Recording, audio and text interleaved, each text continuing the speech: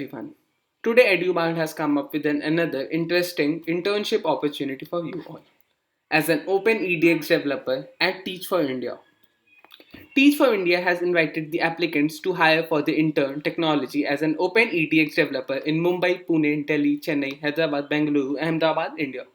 Interested candidates can apply for this. So, for those of you who don't know what Teach for India is, so Teach for India is a national-wide movement of leaders who are working relentlessly to end inequity in education. It's been 12 years since they have begun this journey, and today they have 900 plus fellows leading classrooms impacting 32,000 children across the country.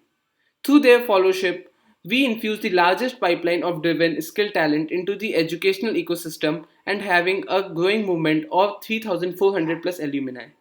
Their alumni work at all levels of the education system from teaching, teacher training, school leadership, and community empowerment to educational technology, policy, governance, media, as well as the private sector.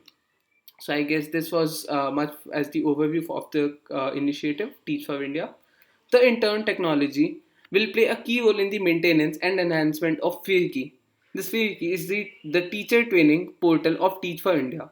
The responsibilities of the intern primarily include the development of any new functionality, enhancement of any existing functionality, and or resolution of any production issues. So as I already told you, this was the position summary. Now looking at the responsibilities. So the responsibilities will be writing code in Python and JavaScript to develop any new functionality or enhancing any existing functionality. Writing code by following the frameworks such as Django, AngularJS, and Ruby on Rails.